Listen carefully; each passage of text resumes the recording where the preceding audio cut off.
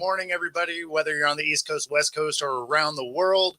This is Hawk Talk. Thanks for tuning in. We are getting close to the end of the league year and, of course, the end of season 2 of Hawk Talk. Obviously, we will start season 3 right on the other side of the new league year. And the Seahawks now have their coaching staff pretty much ironed out. So now we start to look at what free agency will bring. Free agency opens on March 4th. So that is coming up quick. Lots of things that they have to worry about. There are roughly 20 free agents to take a look at. Some of them will probably be cap casualties because this is also a scenario where they're close to the cap. And so some of these guys won't be able to stay on the roster. Daniel, thanks for tuning in. Appreciate you here. And of course, some of the news that came out yesterday, Geno Smith does, in fact, restructure his deal a little bit. It's not a big restructure. It doesn't add any time to his contract or anything like that. So basically what it does is he had a $9.6 million roster bonus that was going to be owed to him. This is coming on the heels of last Friday, where 12.7 of his contract was fully guaranteed. So that definitely indicates that they're moving forward with Geno Smith. Obviously, that is the smarter idea anyway, but the fact that they let that 12.7 hit and become fully guaranteed really shows that they are headed in that direction. So this $9.6 million roster bonus is essentially split between this year and next year because he had 2 years left on his contract. And so instead of that being hitting the cap that way, it frees up $4.8 million, and it brings his cap number down from $31.2 million to $26.4 million. So when you think of how much starting quarterbacks cost, that is an incredibly cheap deal, especially when you figure he's been very efficient with the ball. Obviously, 2 years ago, he gets to the Pro Bowl. They get into the playoffs. Last year, offensive line was banged up. Ended up going to the playoffs anyway as a injury alternate, but wasn't quite as efficient, but also didn't have protection. So that definitely plays a role. The fact that this drops down to 26.4 definitely allows them to take a look at some of the other free agents, as far as maybe being able to retain a guy. It does escalate next year's cap hit to $38.5 million.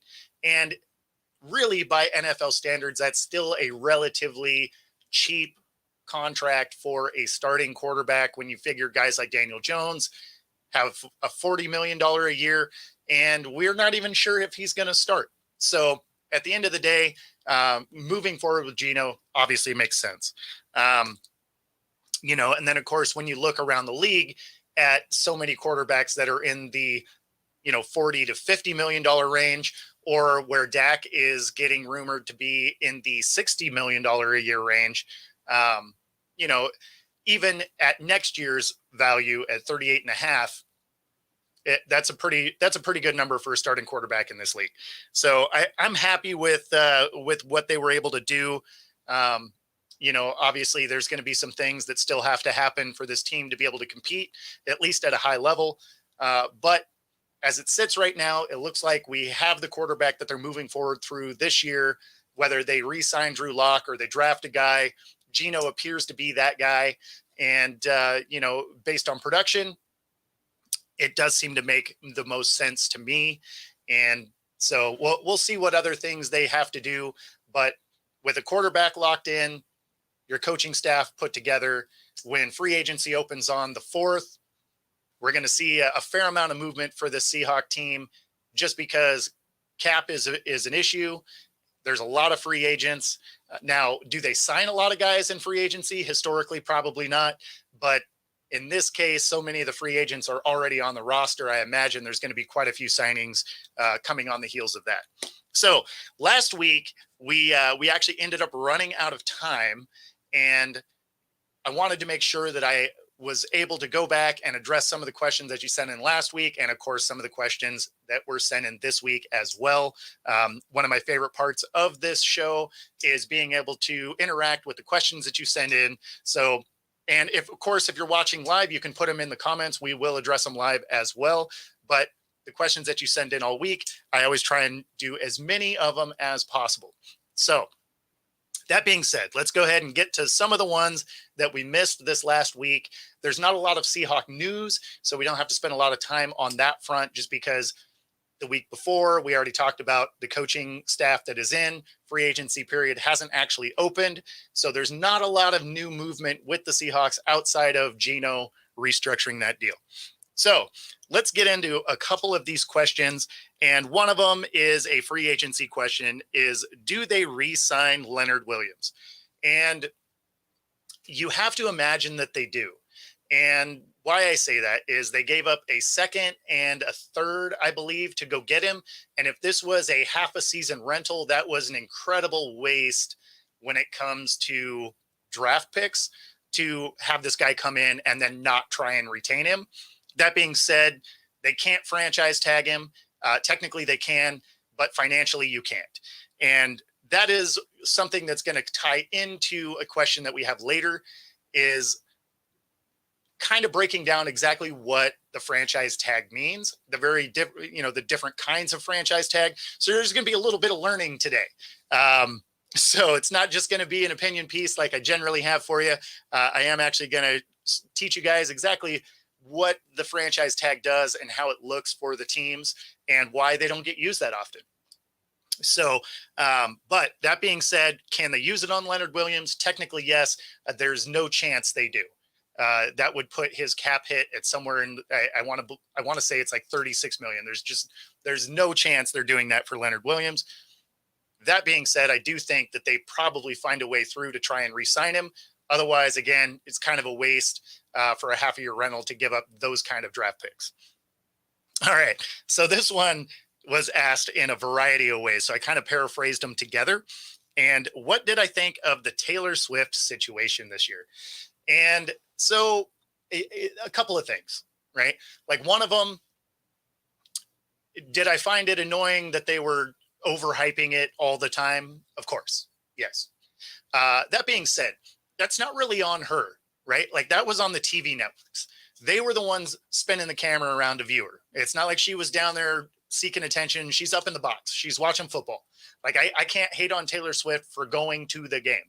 So, and it's not like they don't highlight other, celebrities when they go to the game. It just happens that she was at a lot of them because they're dating, right?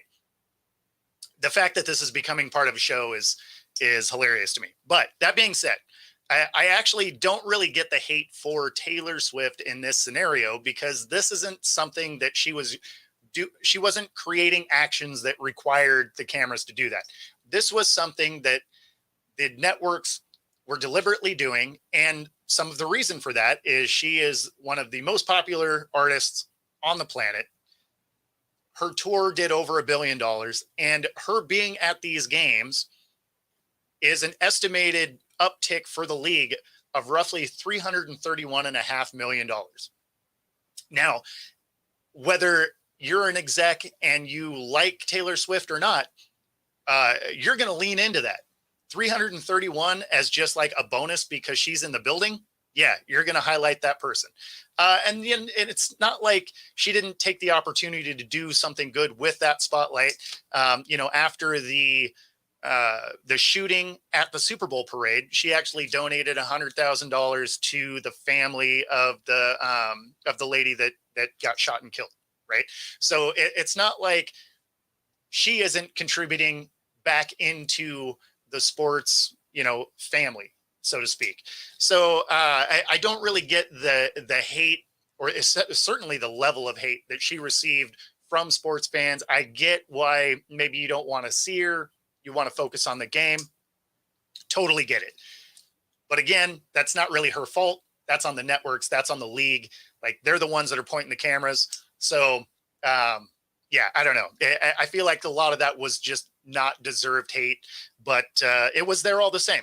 But that's kind of how I felt about it. Do I think they went overboard with it a little bit? Sure. Do I get why they did it? Yeah. From a business standpoint, made total sense. So do you think there will be more of it? Probably, right? If they're still together and he's still playing, it's going to keep rolling next year. So, but we'll see. But again, I didn't hate on her for it. I just thought it was kind of annoying from the networks. But when you look at a 331 million just added revenue, yeah, you're going to do those things. So, all right. If you don't think Geno is elite, why keep him? And he's on Cam Newton's QB managers list. So first off, I don't really care what Cam Newton thinks. is kind of a thing. So do I think Geno's elite? No, I don't. I don't think he's one of those, top 5, difference makers, as Cam Newton would say, in the game. And do I think that Geno is a game manager? Sure. But I don't view game managers negatively.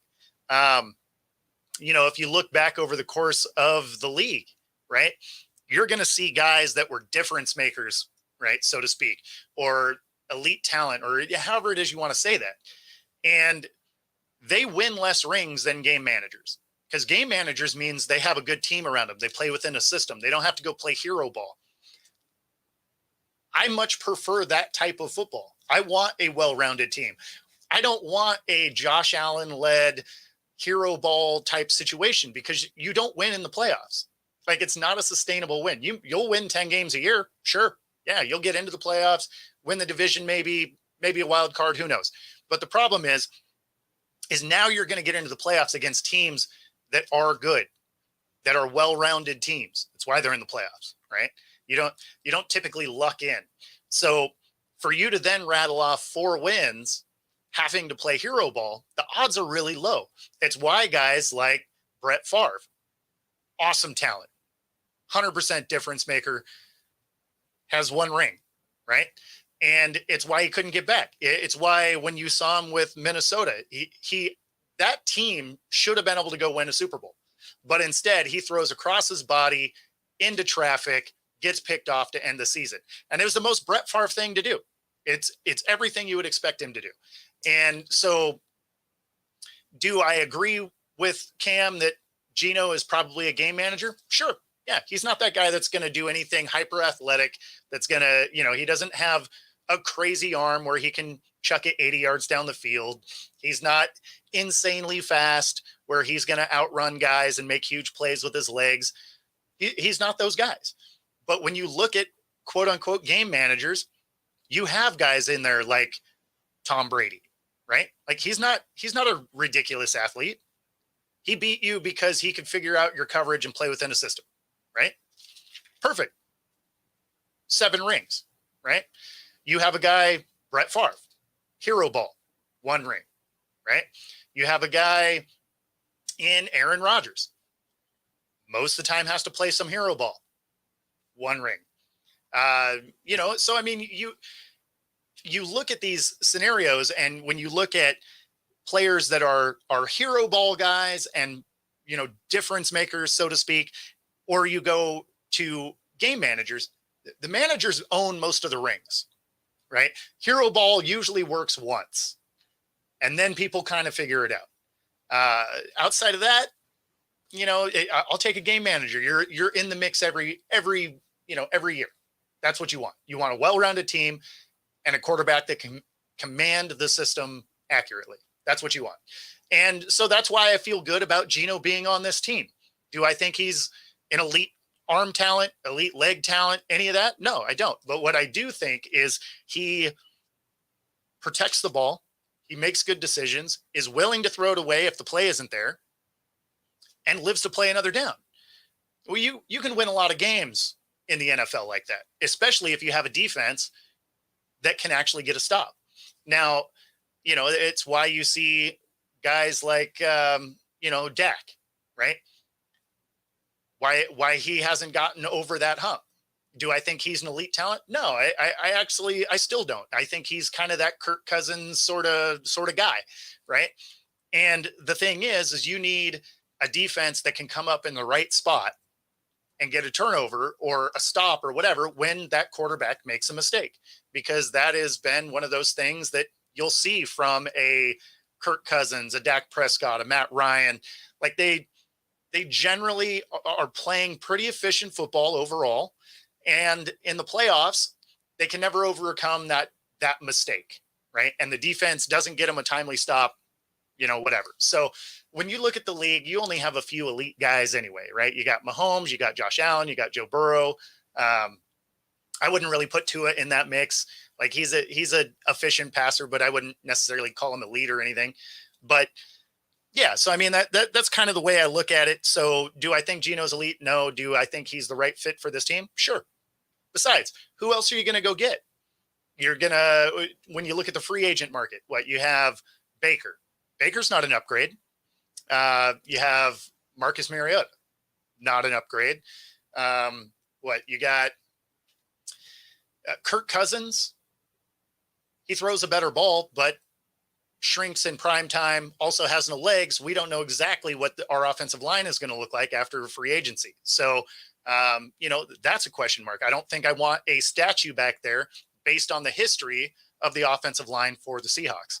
So at this point, Geno, when you look at what his value is as far as what they're paying him in his contract, the fact that there's easy outs on that contract, he's probably better than any other option that they could legitimately go get. Because even if you wanted Kirk Cousins, the team couldn't afford him anyway. So doesn't really make sense there. So yeah, I like that Geno is still on this roster. It makes sense to me, both from a football standpoint and financially. All right. Let's see. Am I surprised that no one stayed on the coaching staff? No. Generally, this isn't 100% true, but generally, when you fire your head coach, everyone on that coaching staff pretty much finds their way out, because the new coach coming in has the staff they want, or at least has their guys in mind, right? And so usually if a team is getting rid of a coach, now this one's a little bit more unique, but usually when they're getting rid of a coach, the team's bad, right? And so usually they want a clean slate, just kind of top to bottom, on whether or not it's all deserved. Probably not. Like, I'm sure there's guys on the staff that, realistically should have been able to stay or could have stayed, or, something like that. But whenever you are, I mean, and this is true in normal business, like if you were taking over a company, usually your workers stay in place. They know what they're doing, but your management staff, or in this case, a coaching staff, that generally gets a lot of turnover. Now, you don't have the time that you do in a normal business to kind of slow play that management filter out. When you are coaching, your most influential moves are when you first get the job. So if you're making a splash, whether it's coaching or players or whatever, you have the most amount of latitude day one. And then the reins slowly get brought in every day after that. So anything you want to change, you have to do immediately. And that is certainly true, whether it's coaching staff.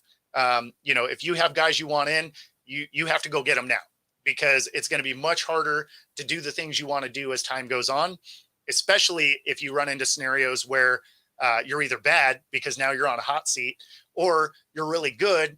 So your GM may not want to move off of coaching that you already have if they're willing to stay because you are having success. So I'm not surprised that none of them stayed. I feel like some of them probably could have, but it's just kind of a normal course of action for business in general. If new upper management comes through, lower management tends to go with it. When a new head coach comes in, the assistants, the coordinators position, they generally all get filtered through. So no, wasn't surprised. This is one that I get all the time. And does Jamal Adams stay on the roster? I don't see how he can. Now, I know on his contract, they have a little bit of time left to make that decision before part of his contract becomes guaranteed. Whether if he's willing to restructure some of it to free up some money for the cap, maybe they hang on to him. But he feels like probably the number one cap casualty option is Jamal Adams, just because they're paying him a lot. He can't stay on the field. And even when he is on the field, he only does a couple of things well, right? Like, he is decent in the running game. because he likes to hit and he's good at rushing the quarterback. The problem is he is a safety on a roster, and he's not good in coverage. So when you look at some of the things that this defense wasn't very good at, it was stopping things up the middle, stopping seam routes, and if he's coming in as a safety and he has to play those coverage patterns, he gets torched a lot. So do I think he stays on? Probably not. This could be one of those, maybe they cut him and re-sign him if they really like something he could bring to the table. But they have I think they have a week to figure out what it is they want to do. But if they let him go, I think they save almost $10 million. And that probably makes the most amount of sense for a team that is struggling against the salary cap. So I don't think he remains, but he could. There's ways to, be creative, I guess, but I would think he's going to be out. All right. Should the Hawks go back to using a fullback? They had a fullback. They are one of the few teams that actually used a fullback. Nick Bellore was he was a Pro Bowl in 2020 and 2023. So I mean he was on the roster. Obviously, didn't get tons of action, but in a league that has kind of gotten away from a fullback, Seattle did have one. That being said, I mean, if you're gonna have one, it's fine, but you got to incorporate them somehow. Otherwise, it's just a wasted roster spot. So if they were going to start running, some split backs or something like that, where they used to do that with, Sean Alexander and Max Strong, something like that. That can work for sure.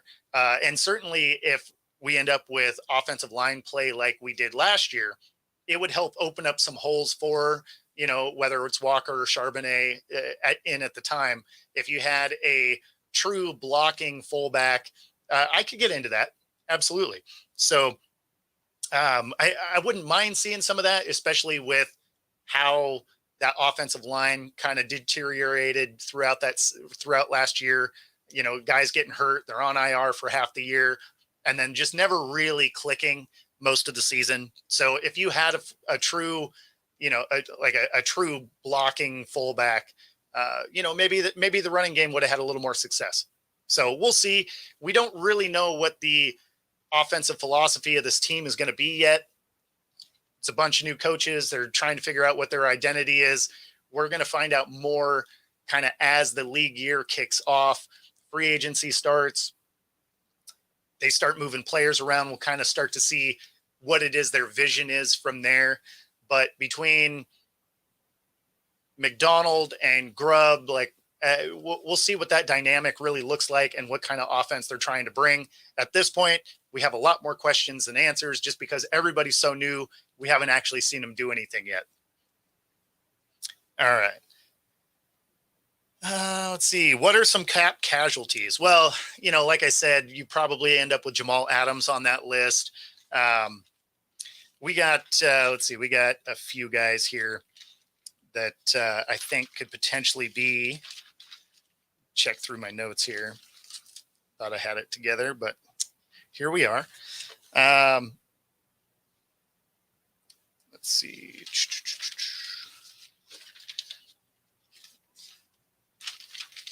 Yeah, I had a couple of these here.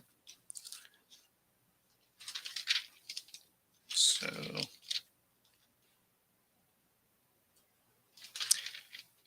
the page fell out of my notes here, so I'm trying to see if it slid in somewhere else. Okay, here we go. So it did. All right. So Jamal Adams, he has a $26 million salary, 20 mil dead cap. So, but there are a little bit of scenarios where they can save a little bit more money on that. I do think that Jamal Adams can be on the outside looking in. Will Dissly is another one, which, is a little bit unfortunate because as a tight end, he's been great for the Hawks, over the years. And the problem is he's slated to make 10 mil and his dead cap is only 3.1. So that is one where maybe it's a cut and re-sign because I don't know how huge of a market Will Dissly would have. But he's been great. His numbers have been good. He fits in this system well, or at least he has. I guess we'll find out what the new system is.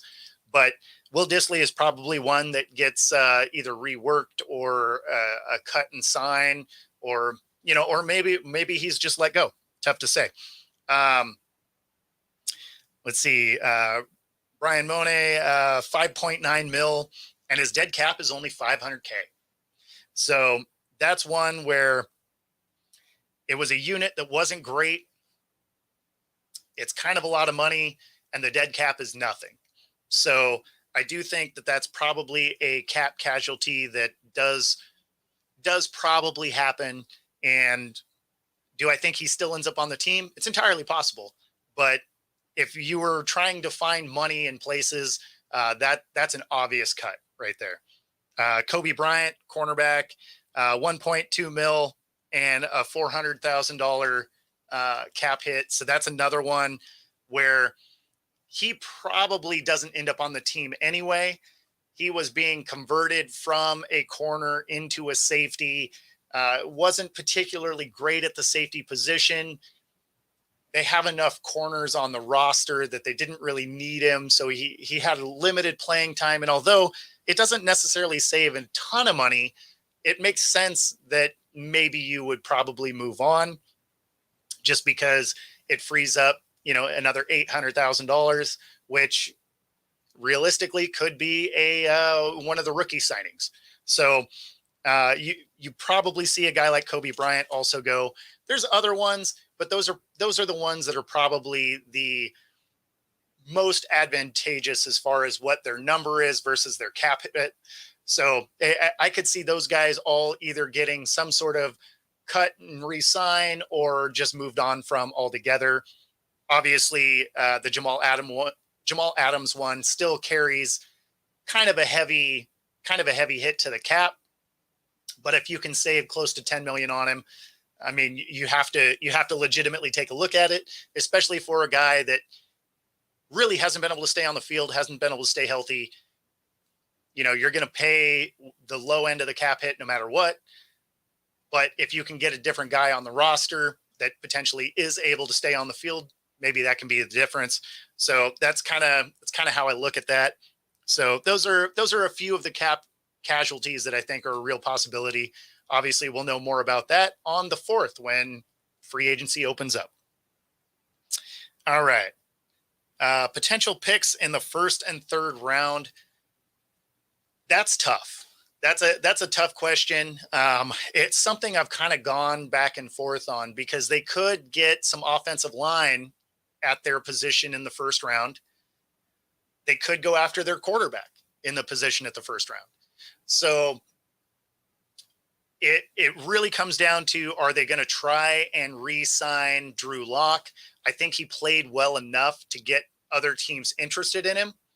So he is a backup quarterback that can win you a game, which is, let's be honest, a little bit hard in this league. There's plenty of backup quarterbacks, but not all of them can come in and get a win.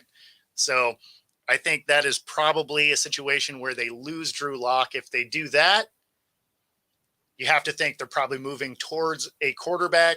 They got the 16th pick, so there's going to be some available. Penix, like we've said before, is probably going to be available at that spot. Bo Nix is probably available at that spot. JJ McCarthy's probably at that spot.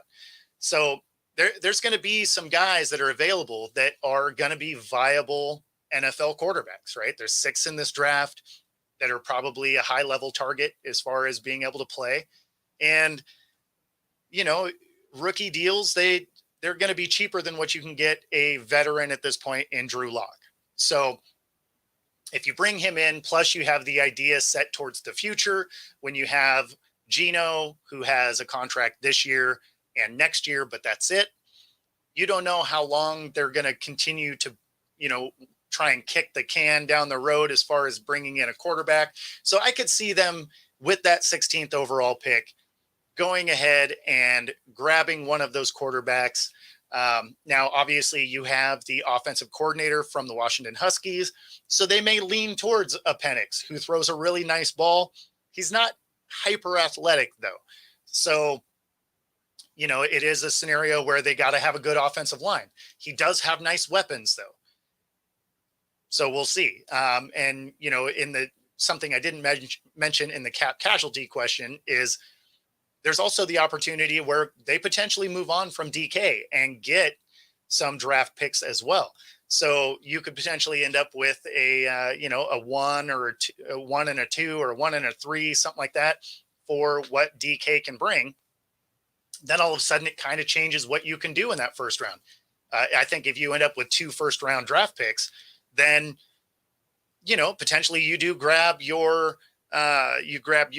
quarterback and you go grab another offensive lineman or potentially an edge rusher or something like that, where, the Seahawks have had issues in the trenches on both sides of the ball. So if you can get your quarterback of the future who can learn behind Geno Smith, and you can start to bolster the offensive and defensive lines that have had a little bit of an issue, then, I could see scenarios where that makes a ton of sense. You also end up with a nice situation where you have Bobo, who is a good talent, right? He is a good receiver. And you pair him with Tyler Lockett and JSN. And I mean, is he a downgrade from DK as an athlete? Sure. But, DK also brings some of those elements where he gets a lot of personal fouls. He causes, he ends up with drive killing penalties. He does have a tendency to drop some of the easier balls. He'll catch the fantastic ones. Obviously an absolute stud as a human, as far as, an athlete. He likes to block. He likes to hit. So, I mean, those are things that are rare out of a receiver. So, I mean, it's not that you're necessarily wanting to see him go away, but I can see where it would make sense because it'd free up a lot of cap space if you traded him. And you have guys on the roster that can play. So the other one that might be a restructure possibility would be Tyler Lockett. Tyler Lockett has a real shot at, because he is also a more expensive guy. He's older when it comes to football players. The thing that's hard about getting rid of Lockett is he can catch and does, and he doesn't take the big hits, right? Like it's something that when you watch the game is almost a little frustrating. Something Doug Baldwin used to do as well. Catch the ball, go to the ground. But you never have to worry about them fumbling. You never have to worry about them taking the big hits because they don't. They get down, they protect themselves, and, would that one or 2 yards more that they could potentially get be better than the big hit and potentially missing time? There's times that is probably a thing, but for the most part, protect yourself, line up, play another down. So, yeah, I mean, but when it comes to the first and third picks, it's too tough. It's too tough to really give a solid answer on that yet. We really need to see what our free agency period starts to look like as far as retaining the guys we already have. If they start clearing a lot of roster out, it wildly changes what they need in the draft or what it is they even want to do with their picks in the draft.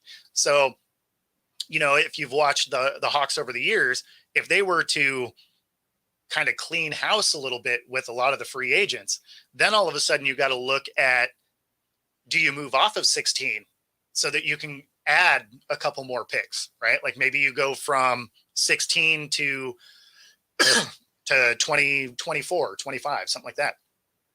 But then you pick up a third and a fifth and a sixth or something for the spot, right? Because somebody wants to go up and get a quarterback and they don't know if it'll be there at 24, 25. All of a sudden, something like that could make sense because not only are you clearing cap space, but now you're adding these draft picks. So you can start to plug in guys. The only downside to doing that is, one, draft picks aren't all guaranteed to hit. And two, some of them need more time to develop than others. Like it's very rare for you to go get 2 tackles in Abraham and Cross and have them make huge impacts immediately like they did last year. So, there's always that element. But All right. So let's see. Should they get rid of the Pro Bowl? I mean, they already kind of have, haven't they? It's a flag football game now. Nobody takes it seriously. I know this got brought up because of the NBA All-Star game that was absolutely terrible. And of course, the Pro Bowl was just before that. Obviously, it wasn't a great thing either. Yeah, I mean, I don't know. Like you wouldn't want to get rid of it because it's great as far as it's how guys get paid, right? It affects their contracts being in Pro Bowls and all pro honors and stuff like that. So I mean, there is that, and the flag football thing kind of makes sense because nobody was trying to play in the in the actual game anymore. So I get what they're trying to do. The skill challenges are still kind of fun to watch, but yeah, I mean, it's definitely a game that I don't really train my eyes on, right? It's a game where if I can, it's on in the background, like a kind of, it'll be around, but I'm not really watching. So we'll see. We'll see if it's something they ultimately get rid of. I don't love it. I haven't really watched the Pro Bowl in 15 years. It's something that has slowly gotten worse. Nobody was trying to hit. Nobody was really trying to do anything. And just as more years went by, the worse the game got. So, and then ultimately now it's a flag football game. So, yeah, I mean, I don't know. I guess if they're using it as a platform to, hype up the Play 60 campaign about kids playing flag football and stuff like that. Sure. If you watch our Coast to Coast show, my co-host there, Pags, he had a good idea about, having it be 4 different flag teams and have them be coached by fans.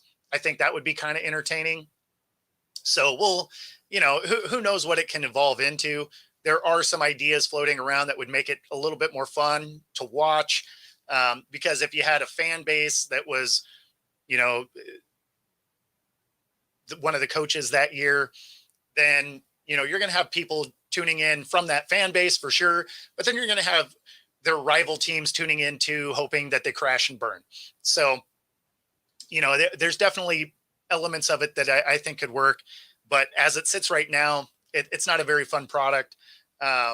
Is it better than the NBA All-Star game? Absolutely. Everything is better than that game. That when you're putting up almost 400 points, wow, just it's absolutely dumb. So, really, the only All-Star game that really seems to make sense anymore is the MLB. Their All-Star game still works because you still have to play baseball. And the hockey one is still entertaining.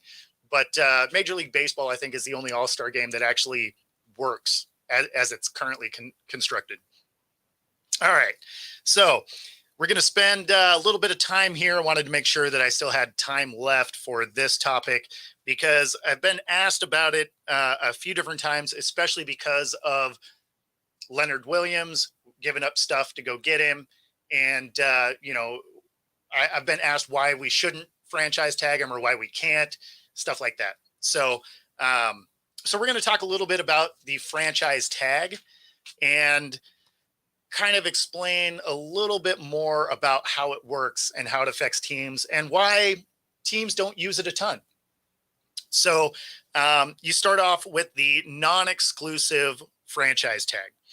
Now, the non-exclusive is the most common franchise tag, and it allows a player to still explore contracts from someone else, right? So this is in a scenario where they are realistically like an unrestricted free agent. And so they can still negotiate with other teams, but it gives the team that franchise tagged them the ability to match the offer from the other team.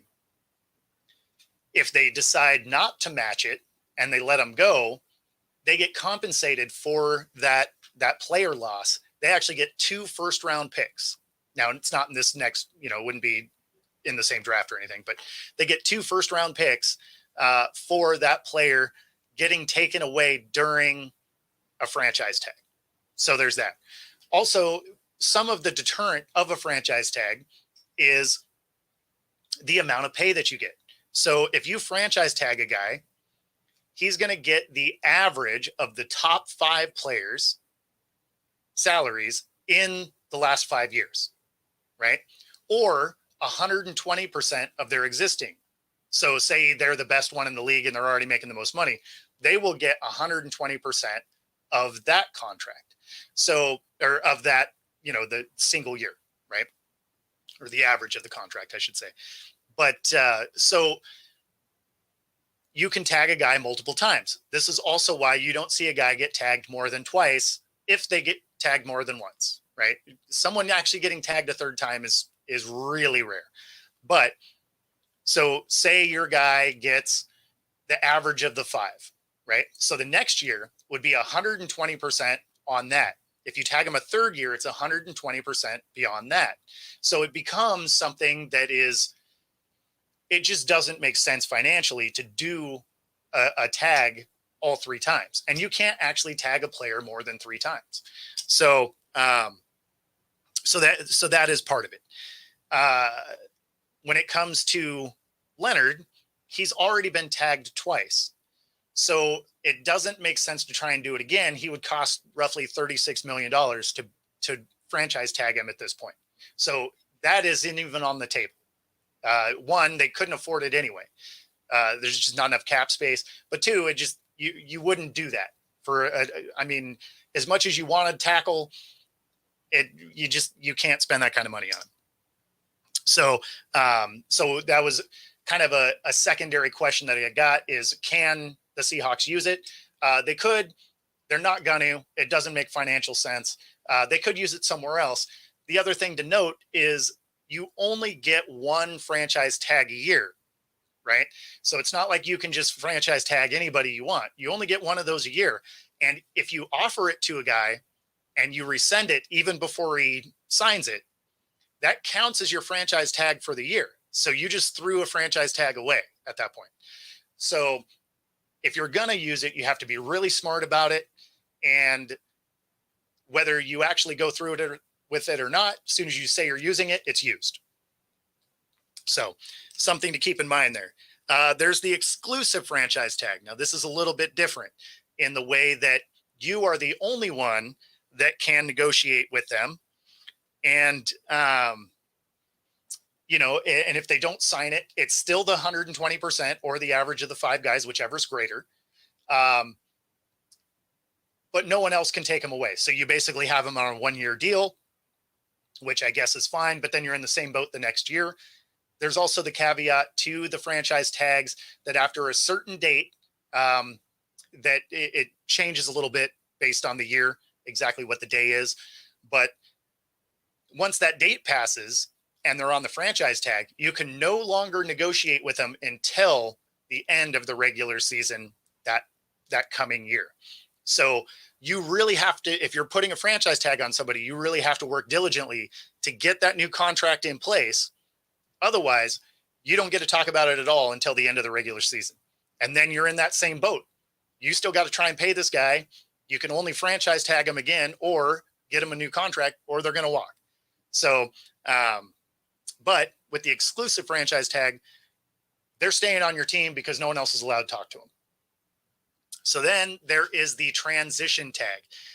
And this one is a little bit unique in the way that it's a little bit cheaper option.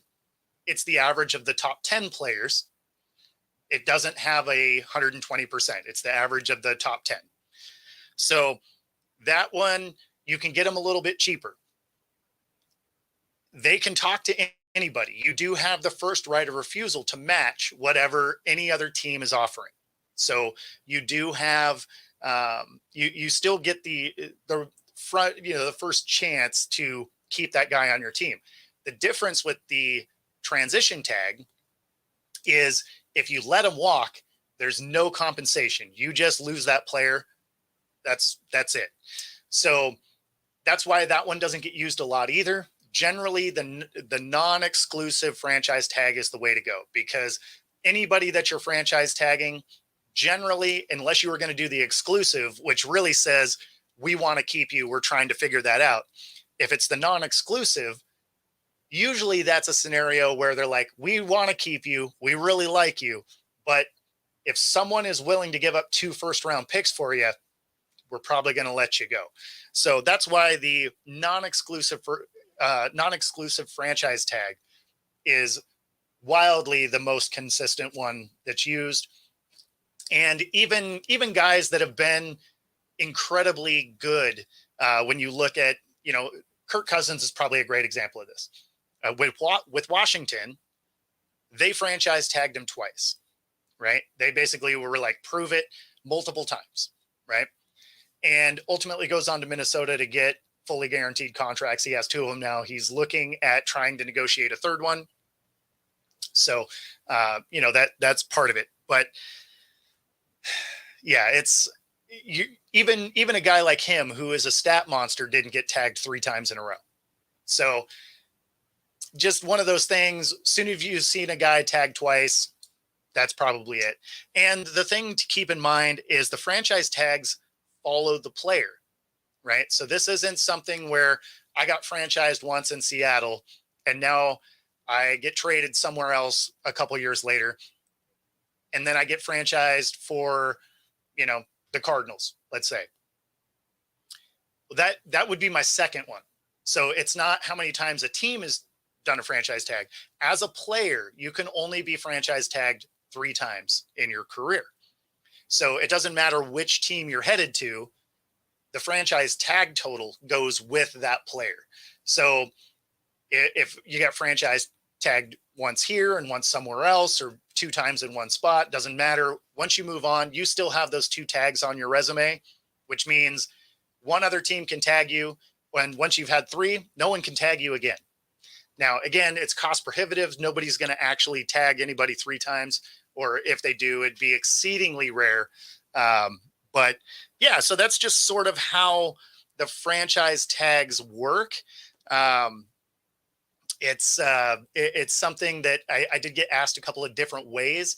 And so I just kind of wanted to break down exactly what the franchise tag looks like, the financial burden that it creates. And also when you look at the franchise tag, it's not usually received well by the player either, right? Because at the end of the day, they want a contract. They want the stability of a contract. Now, when you look at Kirk Cousins, he embraced the fact that he was getting franchise tagged. He was just like, yeah, that's fine. For the 2 years, he ended up with, I don't know, I think it was like $69 million for the 2 franchise tags. So it's not like you're not going to make good money doing it. But generally, players want to get a long-term deal. It allows that, they end up with some financial stability if they get hurt or anything like that, right? So there are those downsides to being franchise tagged. But the biggest thing is why it doesn't get received well is a lot of times people view it more in the way of, you don't really believe in me. You don't want me to be part of this team long term. Like, it's sort of that Band-Aid fix kind of thing. Now on the ownership side, would I have used a franchise tag on a guy like Daniel Jones? Absolutely. 100% would have done that. Because in that scenario, you didn't see enough from him to give him the money that he was getting, right? Like he's averaging $40 million a year. We've watched him. He had one good season, and his one good season really had to do with the fact that Saquon Barkley was playing out of his mind, right? So that is where, as a GM, I would want to use that franchise tag is, hey, we'll pick up that, 5th-year option or franchise tag, whatever.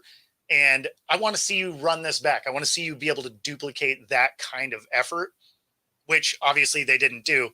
And if they do, obviously you run into a situation where it's like, we should have signed him last year because now it's going to cost me more money. But I would rather spend a little bit more on a known product than having a one-off season and really not knowing. So that's kind of the way I look at the franchise tag, how it's used. And, again, how a lot of players don't particularly love the tag, mostly because they feel like they're almost being slighted a little bit.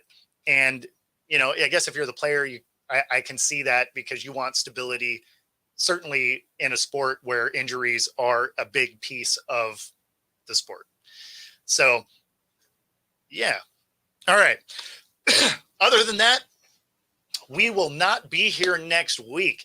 I am going to be in Maui, and time difference wise, I just not going to get up at 2 a.m. to do Hawk Talk. So I'm going to take a week off, and I do appreciate everybody tuning in. And of course, we are again nearing the end of season 2. Going to kick off season 3 like a champ with all new coaches, probably a lot of new pieces on this roster, and of course, we are going to try and get to the NFL draft in Detroit. So hopefully we'll be able to do some broadcasting from Detroit at the draft. I think it'll be a lot of fun. Yeah, so that's kind of where we are. Enjoy your Friday. Enjoy if you are here in the Seattle area. It is actually a gorgeous day out. Get out, enjoy the sun. And other than that, we will see you in a couple of weeks. Thanks for tuning in. If you are on Roku, be sure to hang out for the next hour. If you are on my channel, be sure to like and subscribe. It does help us bring our content to you. It is a huge help to like and subscribe any of your favorite content creators. All right. Enjoy your weekend, guys.